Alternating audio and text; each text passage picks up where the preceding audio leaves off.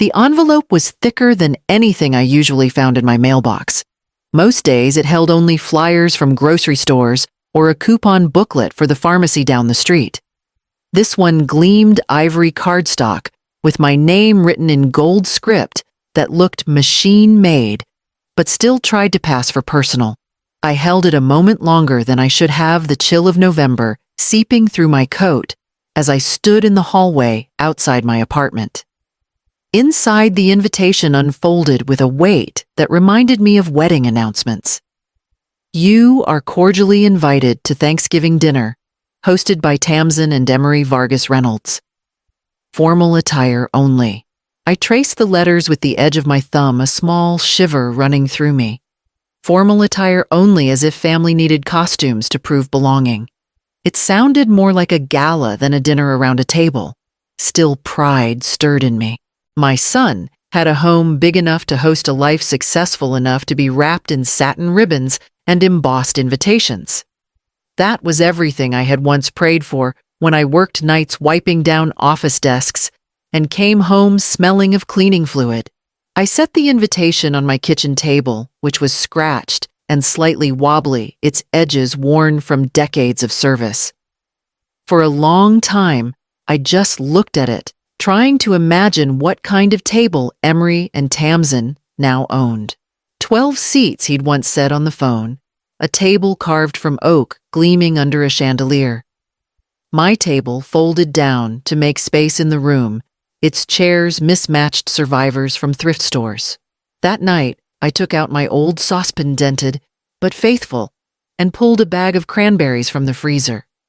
They popped and hissed in sugar water while I stirred, the tart scent rising like a memory. It had always been our tradition, mine and Emery's, to have homemade cranberry sauce on Thanksgiving. Even when turkey was too expensive and I roasted chicken instead, that sauce was there, ruby red and glistening in a chipped glass bowl. I thought of his little boy's face, spooning it over everything, saying it made the plate look like jewels. As I stirred, I remembered our cramped apartment years ago. Steam fogged the windows while I peeled potatoes with sore hands, humming along to the radio to keep the silence away. Emery sat on the counter, swinging his legs, chin resting on his palms, eyes wide with wonder. He called the smell magic. I laughed, then a laugh that was real, not the polite chuckle I'd perfected for other people. Those moments carried us through winters when bills pressed harder than the cold. The sauce thickened, bubbling quietly. I poured it into a jar and wrapped it in a cloth napkin so it wouldn't break when I carried it. It felt like the one piece of our old life I could still bring into his new one. Later, I picked up the invitation again to reread it. This time, I noticed the heading of Vargas Reynolds family tradition. The words glowed in bold letters at the top. No mention of me. No echo of the name that had carried him through childhood, the name that bought every textbook, stitched every torn uniform, scraped together tuition. My name had vanished from the table before I'd even arrived. I set the card down, smoothing the corner with my finger until it bent and sat back in the dim kitchen. The jar of cranberry sauce cooled beside me, the only piece of myself I still knew how to carry forward. When morning came, I slipped the jar into a small tote bag, pulled on my best sweater, and told myself I would go. When I was younger, the week of Thanksgiving meant exhaustion sharpened by hope. I remember standing in a bakery at dawn, wiping down trays still warm from the oven, then rushing across town for my evening shift waiting tables. My feet throbbed so badly I sometimes thought I might collapse before the end of the night, but the thought of Emery waiting at home kept me moving. Even on the years when money was threadbare, I found a way to make him a pie. Not a store-bought one, not the kind in shiny boxes, but my own. I would save coins in a glass jar until I had just enough for a can of pumpkin and a carton of eggs. I rolled out dough on the tiny counter of our apartment, careful not to waste a single pinch of flour. Emery would lean close, dusting his nose with stray powder. His laughter so contagious, I sometimes forgot the ache in my shoulders. The oven was old and temperamental, but when it worked, the smell filled our rooms and spilled into the hallway, making even our neighbors pause outside the door. He once told me it smelled like we lived in a fairy tale. I held on to that sentence through long winters when his shoes had to be bought secondhand and our coats never quite kept out the wind. For that single day each year, the two of us carved out something sacred proof that joy could be made from almost nothing. I thought about those pies last night as I wrapped my cranberry sauce for Tamsin's dinner. The apartment around me was quiet, almost too quiet, the silence pressing against my ears. The folding table stood shut against the wall, the chairs stacked neatly beside it. No scent of pastry or chicken lingered in the air. Just the faint hum of the radiator and the ticking of the clock above the stove. I set the sauce jar down and tried to picture the table Emery now had polished wood seating for 12 a chandelier dripping light onto silverware.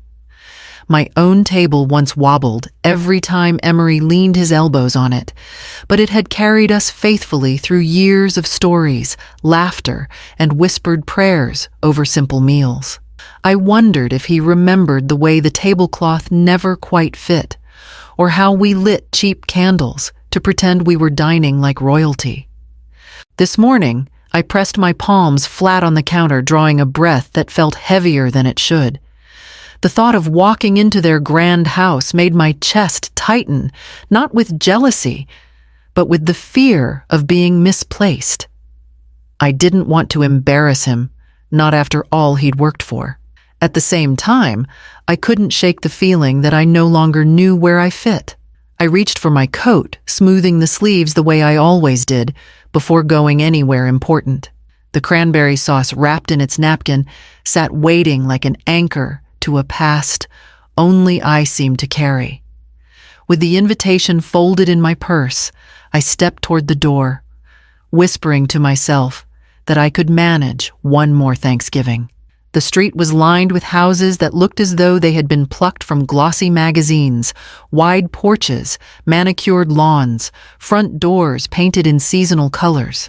I slowed as I reached Emery's, a colonial with fresh white siding and black shutters so polished they reflected the gray November sky. A wreath of gold leaves and velvet ribbon hung perfectly centered on the door. I clutched the tote bag against my side, the jar of cranberry sauce cushioned inside, and climbed the steps. Before I could knock, the door opened, and Tamsin appeared, her smile bright but quick.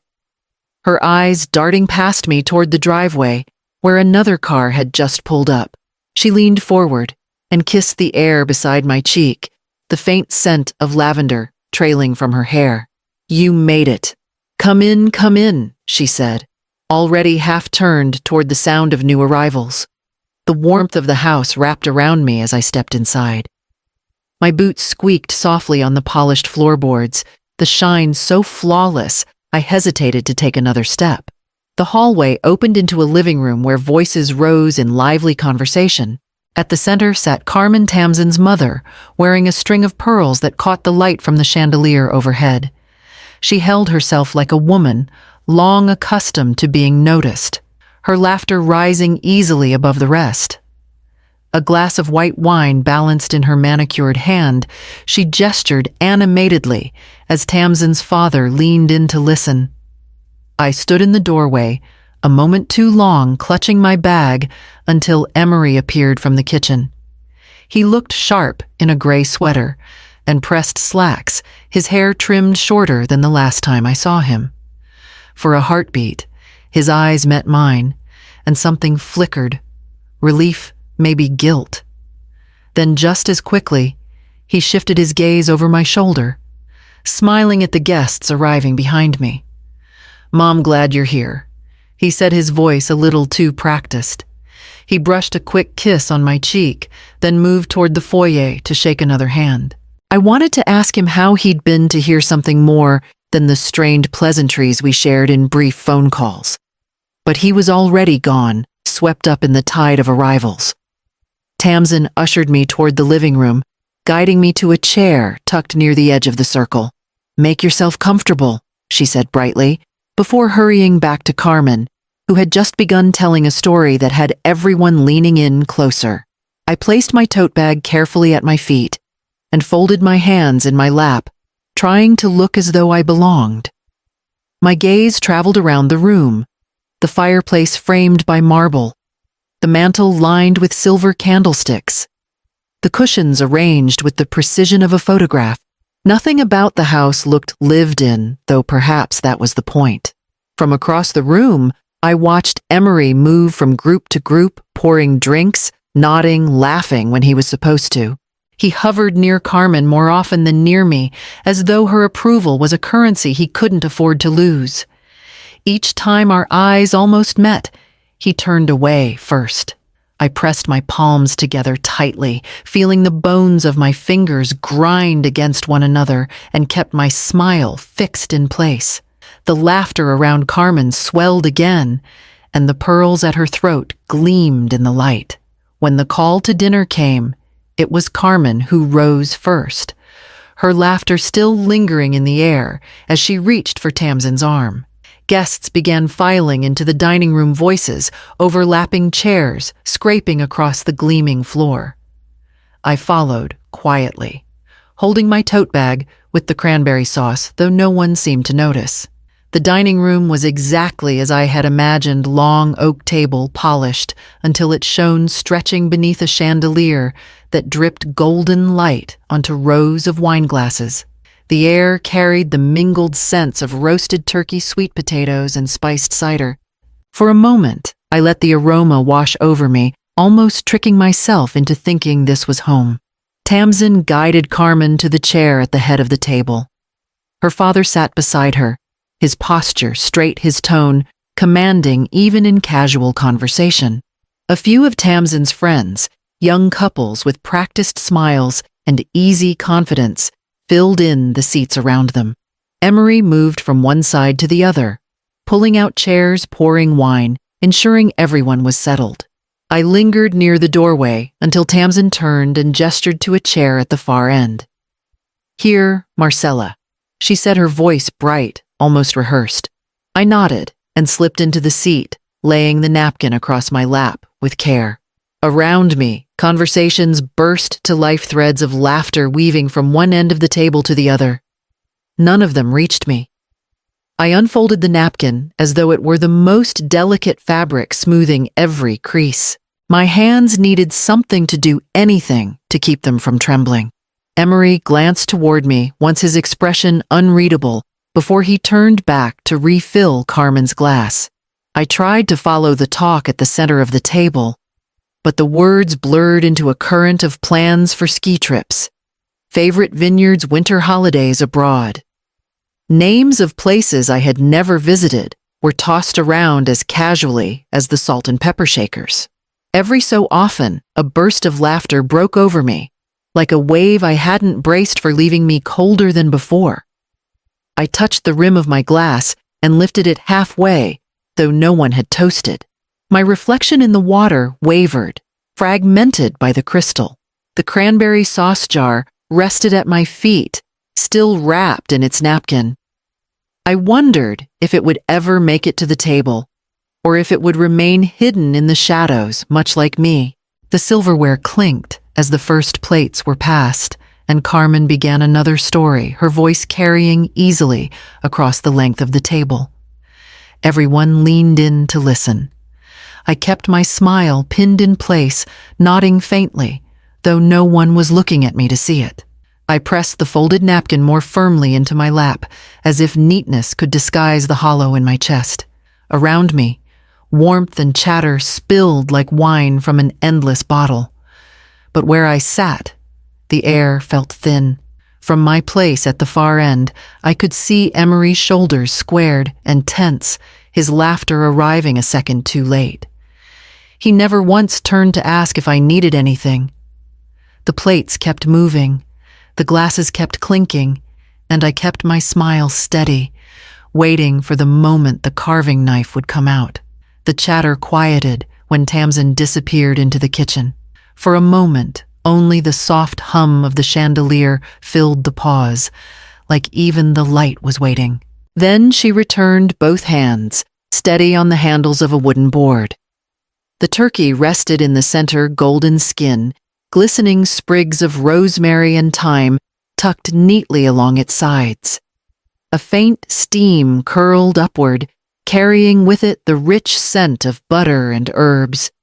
Guests let out murmurs of appreciation, a few light claps tapping against the edge of the table. Beautiful, darling Carmen said, her pearls catching the light as she leaned forward. Tamsin's cheeks flushed pink, and she gave a small laugh, modest, but meant to be heard. She set the board down in the middle of the table, as though placing a crown on velvet. Emery stood just behind her, smiling too tightly as though willing everything to stay in perfect order. The carving knife and fork gleamed beside the turkey, polished so carefully that I could see my reflection bend in their shine. I watched as Tamsin picked them up, pausing for a breath, then glancing toward Carmen. "This first slice," she said, her voice ringing with ceremony, "is for you, Mom." The word struck me harder than I expected. Mom! My chest tightened as I looked at Carmen, who tilted her chin, accepting the honor with a satisfied smile. Tamsin carved slowly, carefully, the knife sliding through the breast with precision. She lifted the slice onto Carmen's plate, laying it down with a flourish, before tucking in a sprig of rosemary on top, as if crowning her with the best of the bird. The table hummed with approval. Compliments tumbled out. What a perfect cut, how moist the meat looked, how thoughtful Tamsin was. Carmen placed her manicured hand briefly on Tamsin's wrist, a gesture so tender it might have been mistaken for gratitude, though it also felt like ownership. My fingers tightened around the edge of my napkin. I kept my smile in place, small and practiced. The word Mom lingered, echoing louder than the clink of glasses. For years it had belonged to me alone. Now it had been handed away as easily as a slice of meat. Tamsin continued carving her movements, smooth and confident, distributing thick, even slices around the table. Emery received his with a wink from his wife. Tamsin's father got his plate next, followed by one of the young couples who laughed at everything she said. Each plate looked like something from a magazine, balanced, garnished, presented. I sat still, hands folded neatly, waiting. The jar at my feet pressed against my shoe, the cranberry sauce cooling in silence. I tried to imagine the little boy, Emery, had once been sitting on the counter with wide eyes while I roasted a chicken because turkey was too costly. He used to call the smell magic. Now he stood behind his wife, nodding at her performance, a host, careful to keep the show moving. The guests leaned closer to Tamsin, their attention orbiting her as she carved slice after slice, her cheeks glowing, her smile fixed. I sat at the edge of it all, a spectator to a tradition that had somehow rewritten itself without my name. When she reached for another plate, her eyes brushed past me, barely a flicker of acknowledgement, already looking back to Carmen. My chest felt hollow, but my smile never wavered. The knife gleamed again under the chandelier as she angled it toward the next cut, the sound of blade against bone sharp enough to carry across the table. Tamsin leaned forward with a flourish, slicing a thick, glistening piece from the very center of the breast. The knife slid cleanly through steam, escaping in a fragrant rush. She laid the meat carefully onto Carmen's plate, the white flesh gleaming with juice. Then she added a sprig of rosemary set at just the right angle, as though she were plating for a contest judge. "There you go, Mom," she said again, her voice almost reverent. Carmen's lips curved in satisfaction. She placed a hand on her daughter's arm for a moment, a light squeeze that said more than words. Laughter rippled across the table, the other guests clapping softly, offering praise for the tenderness of the cut, the grace of the gesture. The word mom echoed in my ears. It was the way Emery used to call me when his voice still cracked with boyhood. I remembered him shouting it across playgrounds, whispering it through tears when his knees were scraped. Now it was spoken, for another woman passed over the table like a gift I no longer owned. I sat still, folding my napkin tighter in my lap, my smile fixed in place. Tamsin turned next to Emery. She carved him a thick slice, rich and moist, sliding it onto his plate with another sprig of rosemary. He grinned at her eyes, soft with pride, and for a moment it was as though no one else existed at the table. My son, who once swore he'd never leave my side, now leaned toward a world where I was barely a shadow. Then her father was served a generous portion placed in front of him as he launched into a story about a recent trip to Florida. The table laughed at his jokes, glasses raised, voices overlapping. Two of Tamsin's friends were next. Perfect slices, golden skin intact, carefully arranged. Each plate looked as if it belonged in a magazine, spread the meat glistening under the chandelier. Compliments flowed toward her admiration, layering like applause at the end of a play. I let my gaze travel around the table, watching the plates fill the faces glow under the soft light. Every motion seemed choreographed, every gesture meant for show. I had been part of plenty of meals where plates were mismatched forks, bent, and pies uneven. The food never looked like this, but it had always been ours. My foot nudged the tote bag at my feet, the jar of cranberry sauce pressing against the fabric. I had made it with the same recipe I'd used for decades, the one Emery once said made every plate sparkle. Here, it felt like an afterthought, a relic that didn't fit the stage. Applause echoed again when Carmen praised the seasoning, her voice carrying easily across the table. Emery beamed at his wife, raising his glass in silent agreement. Tamsin blushed at the attention, her knife poised for the next cut. I kept my hands folded, the edges of my napkin pressed hard between my fingers, the pressure sharp enough to sting. No one looked my way. No one asked if I wanted anything. My plate remained bare, the silver fork glinting uselessly in front of me. I lifted my glass, sipping slowly, letting the water steady me. My smile stayed fixed, small and polite, as the carving knife gleamed once more, and Tamsin turned back toward the turkey. The applause and chatter carried on as if we were all actors in a play. Each line rehearsed, each gesture timed to perfection. Tamsin carved with ease, her hands steady, her smile practiced. Slice after slice left the board until nearly every plate around the table gleamed with tender meat and golden skin. Finally, her eyes drifted in my direction, though they didn't linger. With a swift motion, she turned the knife toward the edges of the bird, scraping along the bone until uneven fragments fell loose. The scraps clung stubbornly dry bits from where the knife had already stripped the best. She gathered them into a small pile, then dropped them onto a side plate with no garnish, no flourish, not even a glance upward. She slid the plate down the table toward me, her attention already swinging back to Carmen, who was laughing at something Emery's father-in-law had said. The plate stopped in front of me with a faint clink. I looked at it, jagged pieces, browned and dry, none of the juiciness that glistened on everyone else's plates. No rosemary, no care. Just scraps. I lifted the fork, pressing its tines gently against one of the fragments, steadying my hand to keep it from shaking. The voices around me blurred into a dull roar, laughter rising and falling like waves crashing against rocks. I smiled faintly, though no one was watching to see it. When I lifted my eyes, I caught Emery's gaze. He was standing just behind his wife, bottle of wine in hand, watching me for the briefest moment. His eyes flickered recognition, sparking. He saw the difference, the insult. For a heartbeat, I waited for him to say something, to step forward, to remind his wife that I was more than an afterthought.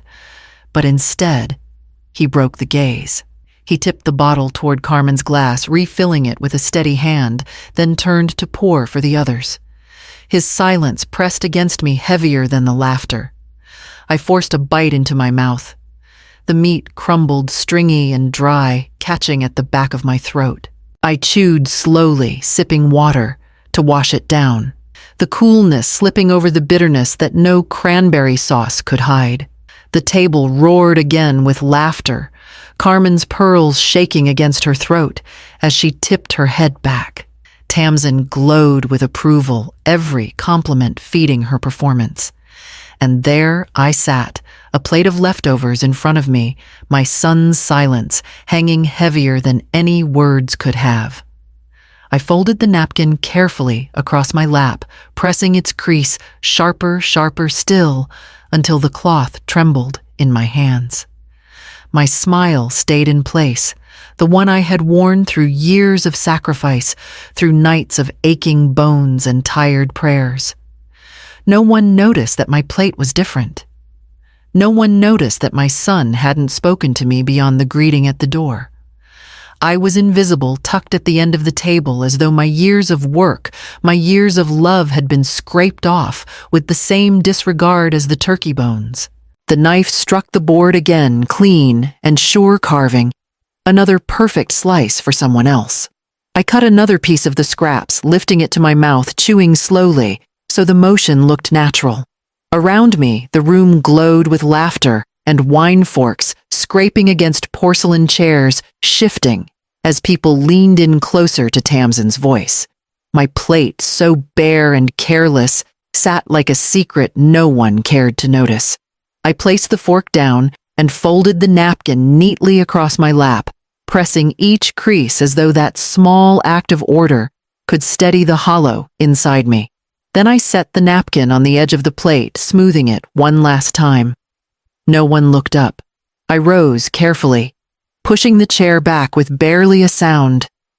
My knees stiff from the long day protested, but I steadied myself with a practiced smile fixed on my lips. I slipped the straps of my coat from the back of the chair and pulled it onto my shoulders, the wool brushing against my neck. Still, no one looked up. Carmen was laughing again, her glass lifted high as she spoke over the table.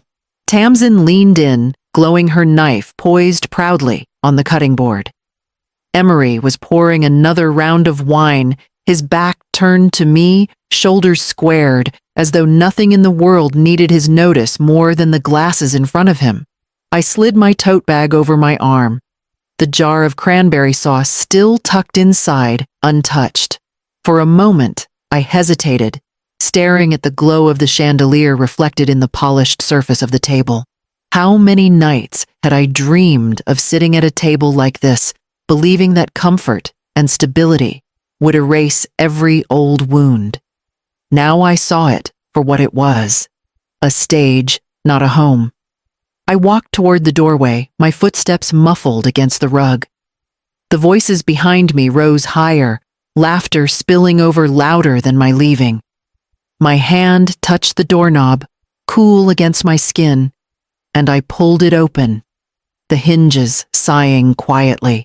The cold struck at once sharp and clean, biting at my cheeks, as though reminding me I was still alive.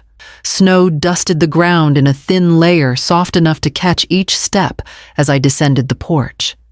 My breath curled white in front of me, drifting upward into the night. Behind me, the house glowed warm, every window lit every shadow, moving with life. I paused at the end of the walkway, listening for the sound of my name. The scrape of a chair, the hurried step of someone coming after me. Nothing came. The door closed with a dull click, shutting out the light, the warmth, the laughter.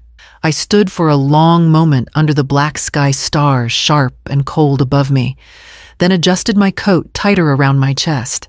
My feet moved forward, steady, pressing into the snow until the prints trailed behind me, proof that I had been there once and that I was gone now.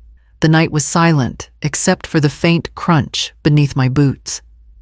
With each step, the air filled my lungs cleaner than it had in years. I walked on, leaving the glow of the house behind, and let the dark street swallow me whole. The cold followed me down the street, sliding through the seams of my coat and needling into my bones. My boots pressed into the thin snow, leaving shallow marks that the wind quickly tried to erase. Each step seemed to loosen something inside me. Memories tumbling free, as if the night air had unlocked a door I'd kept barred for years. I saw myself again at 19, scrubbing offices before dawn, the smell of bleach clinging to my hair. I'd slip into class afterward, notebooks smelling faintly of chemicals, hands too rough to hold a pen gracefully. Later, after Emery was born, the work doubled. I became a waitress in the evenings, balancing heavy trays while smiling at customers who never noticed the exhaustion in my eyes.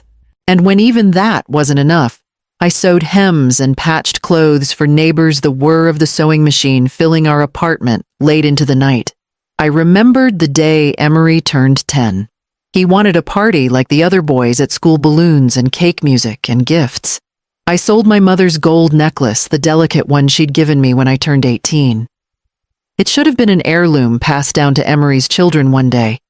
Instead, it paid for streamers, a rented hall, and the look of pure joy on his face as he blew out his candles. Then there were the years of tuition. My knees swelled from standing through triple shifts, but I scrubbed hospital floors on weekends so his college checks would never bounce. I ate peanut butter sandwiches for months, counted change at the register. Like each penny was a treasure, just to keep his dorm stocked and his books paid for. I thought of the wedding, the glittering hall Tamsin had insisted upon. I borrowed against my retirement, draining what little security I'd built just so Emery could stand proud beside her under chandeliers I couldn't pronounce the names of. I wore a dress from the clearance rack that night, sitting quietly at the edge of the room with my champagne going flat. They never asked how I'd managed to help. I never told them what it cost. The ache in my body deepened with every step, as though each memory pressed against my bones, reminding me of the price I had already paid. My back remembered the hours bent over sewing, my hands remembered trays stacked too high, my knees still carried the weight of mops and buckets dragged down empty halls. The streetlights flickered above me, pale against the dark sky. My breath rose in steady clouds, the only proof I was still here, still moving forward. I had given everything I could, every ounce of myself, wrapped in ribbons of sacrifice. And tonight, all of it had been measured against a plate of scraps. I tightened my coat around me, pushing against the wind, and kept walking as the house behind me faded into silence.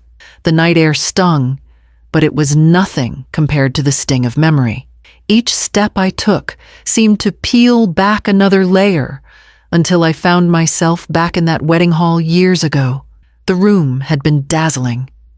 Crystal chandeliers spilled light across marble floors, and every table shimmered with silver and lilies. Tamsin glowed in her gown, the lace catching the light with every turn. Guests murmured about how radiant she was, how perfect the match, how lucky my son had been to find her. I smiled through it, all sitting at a table near the edge of the room, a seat no one had hurried to fill. My champagne had gone flat by the time I raised it for the toast. The bubbles had died, leaving only a lukewarm sweetness on my tongue. I clapped when others clapped, laughed when the room erupted, but I felt myself dissolving into the backdrop. I watched Emery twirl his bride under a canopy of lights, his grin stretching wide, his eyes fixed only on her. I thought of the years it had taken to get him there, nights of sewing until my fingers bled. Weeks of double shifts so he could attend the school where he first met her, the sacrifices I never counted aloud. And yet, when they thanked those who had made it possible, my name was not spoken. Instead, Carmen was praised for her grace, her connections, her endless support. She basked in the glow of introductions holding court, as if she had orchestrated it all. I remember the way Tamsin looked at her, then the same way she had looked tonight, eyes bright, voice reverent, full of admiration that left no space for me. At my table, I adjusted the clearance rack dress I'd bought for the occasion, tugging at the seam where the stitching didn't quite lie flat. I had hoped no one would notice. No one did. They weren't looking at me anyway. Later, as the music swelled and the dance floor filled, I stood quietly at the edge. I thought about stepping forward, about reaching for Emery's hand, about reminding him that before the tuxedo and the vows, I had been his first partner. But when our eyes finally met across the room, he only smiled politely, the way one acknowledges a guest. Then he spun Tamsin again, and I remained where I was rooted to the shadows. That night, walking back to the motel I could barely afford, I told myself it was just the way of things. A mother steps back so her child can step forward. I believed it then, believed it so deeply that I wore my invisibility like a crown, convincing myself it was noble to be unseen. But tonight, leaving his house with the scraps still bitter on my tongue, I understood the truth. I hadn't been stepping back to make room. I had been pushed back again and again until the margin became the only place left for me.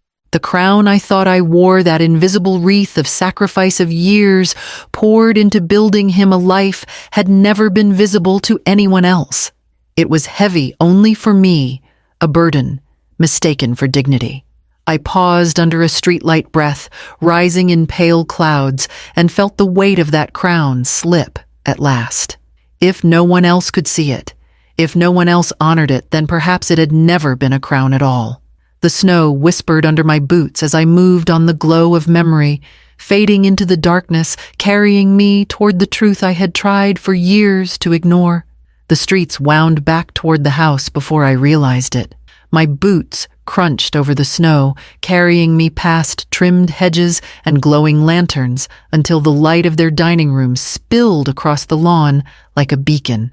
I slowed just enough to glimpse through the wide front window. The glass had already gathered a thin layer of frost, softening the scene, but not enough to blur the warmth inside. The table glittered under the chandelier plates, full glasses raised. I could see Carmen leaning forward, her pearls bright against her throat as she laughed. Tamsin's cheeks were pink from the heat of praise, her smile wide, her hand brushing against Emery's arm as though sealing her triumph.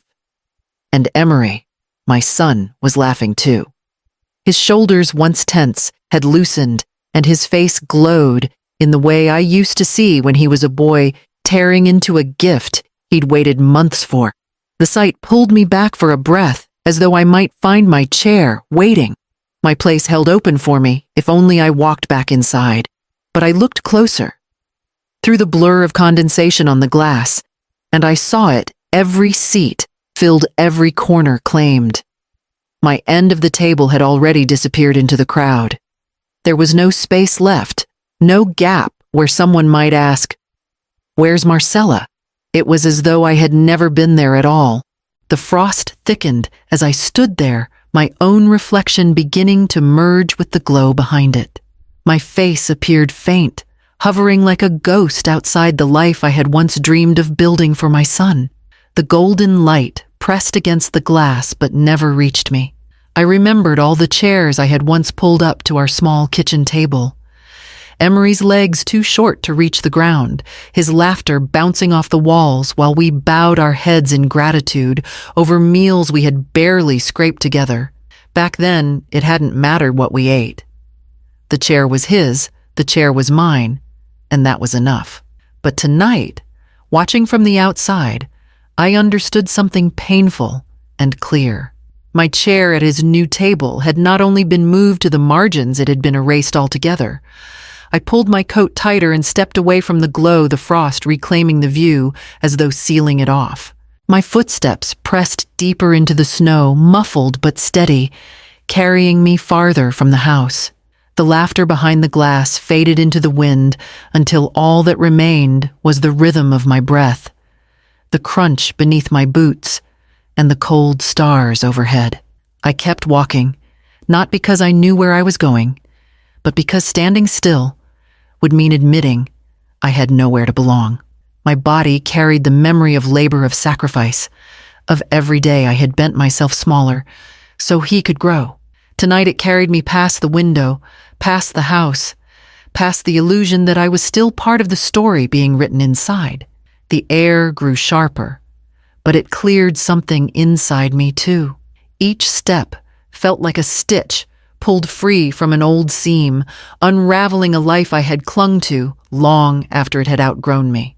I walked until the house was only a blur of light behind me, swallowed by the dark. The wind pressed against me as I walked, but inside I carried a secret that steadied my steps. Weeks before this night, long before Tamsin carved that turkey, I had already made a choice. I had signed away the deed to my little house, the one where Emery had taken his first steps on a linoleum floor, where I had patched walls with my own hands, where birthdays were celebrated with crooked cakes and candles that sputtered, but still burned bright. People might have thought I sold it from desperation, but it wasn't hunger or debt that drove me to the lawyer's office downtown. It was something quieter, more defiant, the knowledge that I deserved to decide how my story ended, rather than wait for someone else to erase me from it. The buyer hadn't been a stranger. It was Marjorie, the widow from across the street. For years, she had raised her 2 grandchildren in a house too small for their growing bodies, too drafty for New England winters. She had watched me head to work in the dark and return in the dark, and I had watched her patch hand-me-down coats and juggle part-time jobs to keep food on the table. We knew each other without saying much. 2 women who had learned how to stretch a dollar until it nearly tore. When she came to me one evening, her voice low and her pride stiff, she admitted she was looking for a bigger place, but couldn't afford what the market demanded. I looked around my house that had grown too silent, too heavy with memories, and I realized it could live again with her family inside. So when I met with the lawyer, the papers were drawn not just with numbers, but with names I trusted. I signed them slowly, my hand trembling, not from regret, but from relief. I wasn't losing a home. I was giving it to someone who needed it more than I did. The money from the sale went into a trust carefully arranged, so it couldn't be pulled apart or claimed by anyone else. For once, it wasn't about Emery or about sacrificing for someone else's future. It was about setting aside something for me, something to build with, something that didn't carry anyone else's name. I remember the way the lawyer looked at me when I slid the pen across the last line. No regrets, she asked, cautious but kind. None, I told her, and I meant it. That night back in the house I no longer owned, I packed the first box of dishes with hands that didn't shake. The walls seemed to sigh, not with sorrow, but with release. It was as if the house itself approved, knowing it would echo with children's voices again, rather than silence. Now, walking away from Emery's home with the snow crunching beneath my feet, I thought of Marjorie's grandchildren sleeping under my old roof, their breaths warming the rooms that had grown too cold for me. It gave me a strange comfort, like the house was still alive, its story continuing, even if I wasn't inside it. The trust account was waiting quiet and untouched, like a seed buried in winter soil. I hadn't yet decided what shape it would take, only that it would grow into something that was mine, something that would outlast the sting of tonight. As the street curved away from the glow of Emery's windows, I felt lighter. I no longer belonged at his table, but I had already written myself into a different ending, one of my choosing. The idea had lived quietly in me for years, though I hadn't known what to call it.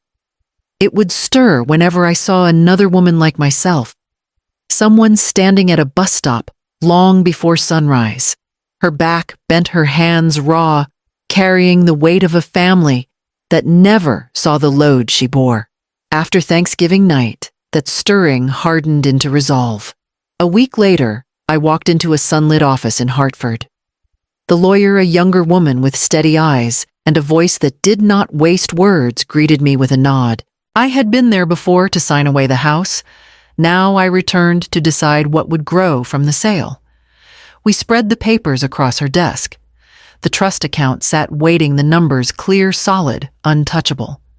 She asked me again if I was sure about my plan. I told her yes. Not because I needed to prove anything to my son, not because I wanted to punish anyone, but because I wanted my sacrifices to mean more than silent erasure. We drafted the documents together, a modest foundation, its purpose simple but firm. It would offer small grants to older women, widows, grandmothers, mothers who had worked themselves into exhaustion, only to be left behind by the families they built. Money for groceries, for heat in the winter, for medical bills that came when no one else came. Nothing grand, nothing flashy. Just enough to remind them they were still seen. I read each line carefully, pressing my finger along the words as though tracing a map. The lawyer explained every clause, every safeguard, and I nodded. My hands shook once when I reached for the pen, but not from fear, from something steadier. Determination. When I signed, the sound of the pen against the paper felt like a door closing softly and another opening. The lawyer slid the folder toward her assistant, then looked at me with a small smile. "You've built something real here," she said. I thought about that. I had spent a lifetime building things that dissolved, meals eaten and forgotten, bills paid and replaced by new ones, sacrifices swallowed by silence. But this would last beyond me. It wasn't repayment for what I'd given. It was proof that what I had chosen mattered. As I stood to leave, I caught sight of my reflection in the office window. The sun behind me turned my outline pale, but I still recognized myself older, worn but upright. For the first time in a long while, I didn't feel small. Outside, the city bustled with its usual noise. Cars honked, people hurried past, and the wind whipped sharp around the corners of buildings. I held my coat tighter, but inside I carried warmth. I thought of Marjorie's grandchildren in my old house, of the women I had seen riding early buses, with lunch pails balanced on their knees, of the countless quiet sacrifices that never made it into toasts or speeches. Maybe they would never know my name, but they would feel the ripple of it. That was enough. It struck me then that sacrifice had always been a choice, not a debt. I had given freely, not because I owed Emery my life, but because love demanded nothing less from me at the time. What I had failed to see was that choice also gave me the right to decide when enough was enough. Walking away from the office, I felt lighter. Not finished, not healed, but steadier. I had taken the scraps of my own story and turned them into something new. The months that followed were quieter than I expected. I no longer lived in the house I'd once patched and scrubbed into survival, but I felt lighter for it.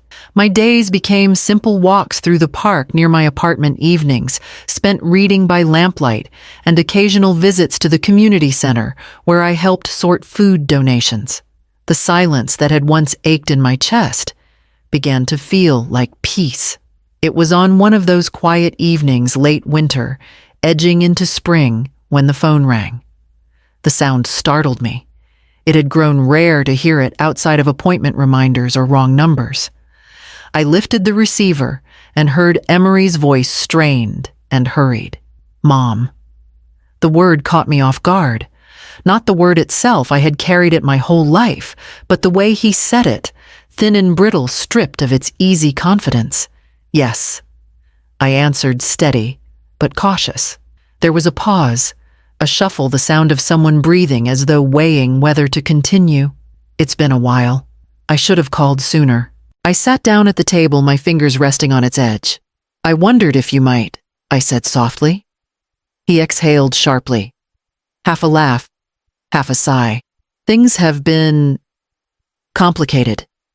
Daniel's company had cutbacks. He lost his position and I'm still working, but it's not enough. The mortgage, the upkeep, it's been harder than we thought. We might have to sell the house. The words hung in the air, heavy and expectant. I could hear the weight behind them, the rehearsed hesitation. He didn't say what he wanted, not outright, but I'd heard enough implied requests in my lifetime to recognize one. I let the silence stretch, not rushing to fill it. My old habit was to step in quickly, to solve, to rescue. Tonight, I simply listened to the sound of his breath. Finally, he added, "I remember you always said you'd help if we were ever in trouble." I hated to make this call, but I closed my eyes. Yes, I had said those words once when he was young, and I believed I could carry any weight if it meant he would thrive. But promises spoken in one season of life cannot bind you forever when they are built on the assumption that you'll never need rest. "I'm sorry to hear that, Emery," I said gently. "I truly am." He waited, expecting more, expecting the old rhythm, the solution, the sacrifice, the offer he had come to depend on. But I did not follow the script. "I'm not in a position to help," I continued. My voice was calm, steady, not angry, not bitter, just final. There was a stunned silence on the other end, broken only by the faint hum of the line. Then he laughed, awkward, strained. "Oh no, of course. I didn't mean... I wasn't asking, not really, just talking. Just needed to say it out loud." His words tripped over themselves, each one thinner than the last. For the first time, I heard fear beneath his voice, the fear of standing where I had once stood, for decades juggling bills and bending under weight no one else carried. "I hope things work out for you," I said softly, meaning it. "I truly wish you well." There was nothing more. We exchanged polite goodbyes, his voice faltering before the line went dead. I sat at the table for a long while after staring at the folded napkin in front of me. My hands were steady, my heart oddly quiet. I thought of all the years I had rushed in giving until there was nothing left of me but bones and borrowed breaths. Tonight, I had given him something different, the chance to stand on his own. I rose from the table, turning toward the window where the pale evening light spilled across the sill. Outside, the first hints of spring were stirring the snow receding into the soil, making way for something new. The decision came quietly, the way most important choices in my life had. One morning, I stood at the window of my apartment, watching bare branches scratch against a gray sky, and I realized I didn't want to wait for life to feel full again. I wanted to choose fullness, even if it meant beginning someplace new. A month later, I packed the last of my things into cardboard boxes and boarded a bus north. The road carried me through stretches of pine and salt marsh until the air itself changed sharper and scented with the sea. By the time I stepped off in Rockport, Maine, I felt something loosen in my chest. The cottage I rented was small, its clapboard paint peeling in places, but it sat a few blocks from the harbor. In the yard grew a patch of lavender, stubborn against the rocky soil, its scent rising even in the cool breeze. The first night, I opened the windows and let the ocean air sweep through every room. For the first time in years, I slept without waking in the dark to listen for voices that would never call my name. I filled my days with walks along the shoreline, the gulls circling above the tide, hissing as it pulled back over the rocks. Slowly, the silence that once felt heavy became a companion. It made room for something new. At the community center downtown, a flyer caught my eye: beginner's art class, all welcome. I hadn't painted since high school, when I used to sketch in the margins of notebooks before life pulled me into work and duty. On a whim, I signed up. The first evening, I sat at a long table with half a dozen other women, most of them with hair silvered like mine.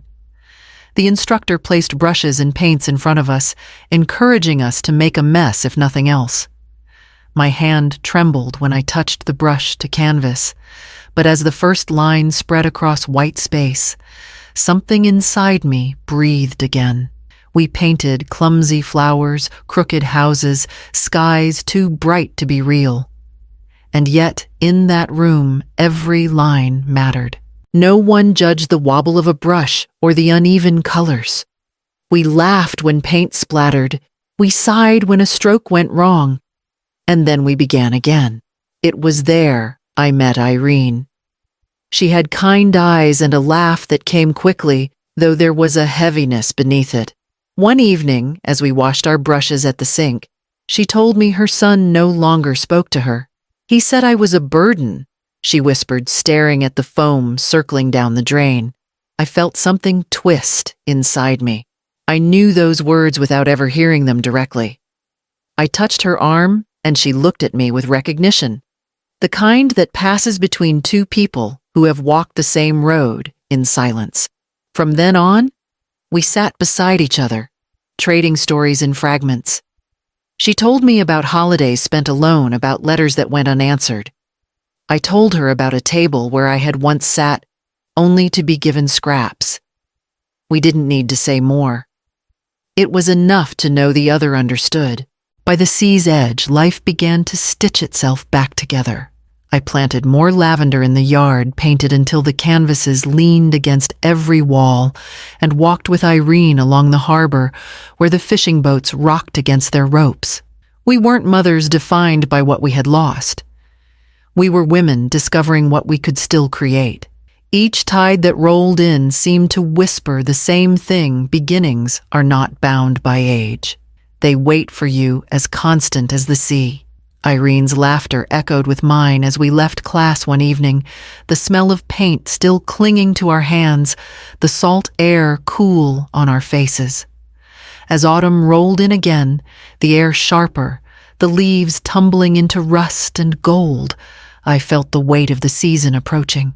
For years, Thanksgiving had been a day measured in sacrifice. First, the joy of making do with little, then the ache of being forgotten in the middle of plenty. This year, I wanted it to mean something else. At the community center, I pinned a hand-painted sign to the bulletin board: Thanksgiving dinner. Everyone welcome. The words were crooked, the colors uneven, but the message was whole. On the day itself, the hall filled slowly like a tide coming in. Seniors shuffled in with canes, widows brought casseroles wrapped in foil. A few parents came with children whose laughter echoed off the high ceiling.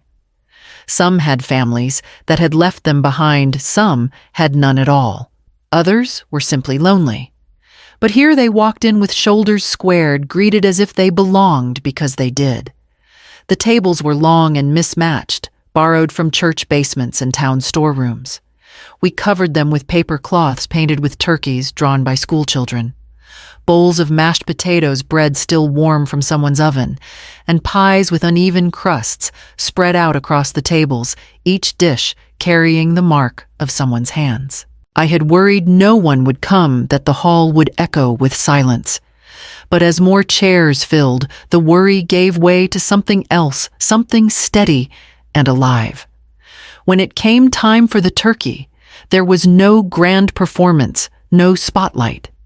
We brought the bird to the center of the table, set the carving knife beside it, and paused. Then Irene, smiling, nudged the knife toward me. "Not just me," I said, pushing it toward the man beside me, a retired postman who had lost his wife the year before. He chuckled and took it awkwardly, sawing off a piece that looked more like scraps than slices. We all laughed, and then another hand took the knife, and then another. Soon everyone had carved something, each piece uneven, but each shared. The plates passed around the table were not identical, not perfect. Some cuts were thick, some paper thin, some barely held together. But no one cared. We served each other, adding spoons of potatoes, scoops of stuffing, spilling a little gravy along the way. The table hummed, with voices, laughter rising and falling like music. For once, no one was measured by what they could give, or what they had to offer. No one was praised more than another. Every person present was enough simply because they were there. I watched a woman across from me, her eyes wet as she lifted her fork. She told me quietly her children hadn't spoken to her in years, that holidays had become too sharp to endure alone. Tonight, she said, felt different. Her voice trembled, but her smile held steady. As we ate, stories unfolded. One man told us about his years on fishing boats, another about raising 4 children alone. We laughed at mistakes in the recipes, celebrated victories that had no audience until now, and listened to the silences in between. Irene leaned close, whispering, "This feels more like family than any dinner I've been to in years." I nodded, my fork hovering above my plate. For the first time in a long while, I didn't feel small. I didn't feel erased. I was part of something, not because I had given more than anyone else, not because I had earned my seat with sacrifice, but because the chair was mine to take. When the plates emptied and the pies were reduced to crumbs, we lingered, reluctant to let it end. Candles burned low, flickering across faces marked by time loss and resilience. I breathed it in, the scent of roasted turkey mingling with laughter, and felt something settle in my chest that I had long thought gone. As the evening wound down, I carried the last of the dishes to the sink, listening to chairs scrape and voices murmur their goodbyes.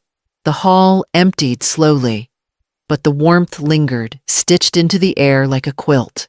I looked back at the long table one last time. It wasn't polished oak, and the plates didn't match, but it was ours. The mornings are softer here. Light spills in through the window of my cottage before the gulls begin their cries, before the fishing boats rattle their engines awake in the harbor. I keep jars lined along the sill, each holding a cutting from the rose bush Irene helped me plant last spring. The blooms are stubborn, sometimes slow to open, but they surprise me with color, even when the air outside is sharp with salt.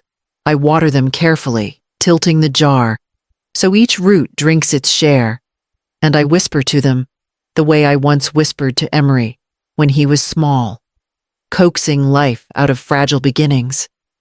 The petals catch the light crimson and white shadows trembling against the glass. They are mine, and they are enough.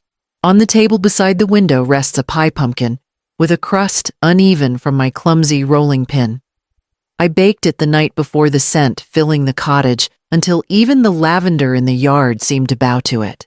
The pie is nothing fancy, no garnish, no perfect lattice top, but it holds the warmth of my hands the same way those pies once did when Emery sat swinging his legs at the counter.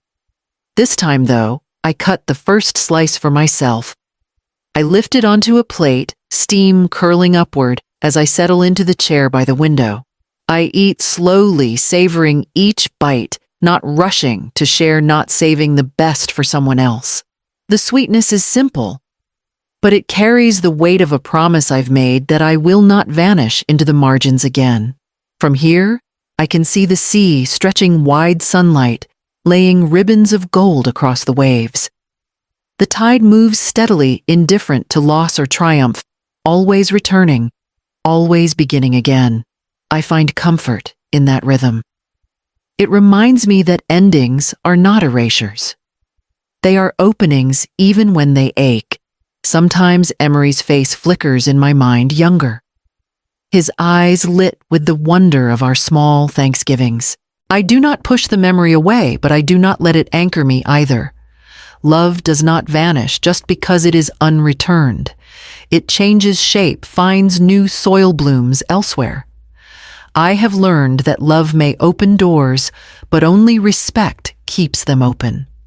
Without it, love becomes a ghost, present in name, absent in substance. I see that truth clearly now, and I do not grieve it. I honor it. In the evenings, Irene visits with her paints tucked under her arm. We sit by the window together, sketching the sea as the sky folds into crimson and violet. Sometimes we talk. Sometimes we let the silence hum between us steady and kind. Other nights, I go alone to the community hall where we share meals with whoever shows up. Strangers who don't stay strangers for long. The cottage is modest, my life pared down to essentials, but it feels fuller than any grand house I have ever entered. Each corner holds something I chose for myself. Each moment rings with dignity I reclaimed. When I rise to rinse the pie plate, I pause at the window, looking out at the roses catching the last light of day. Their colors bleed into the horizon tender and defiant. I touch the glass, and for the first time in years, I feel entirely at home. I turn back toward the table where the rest of the pie waits, and I smile.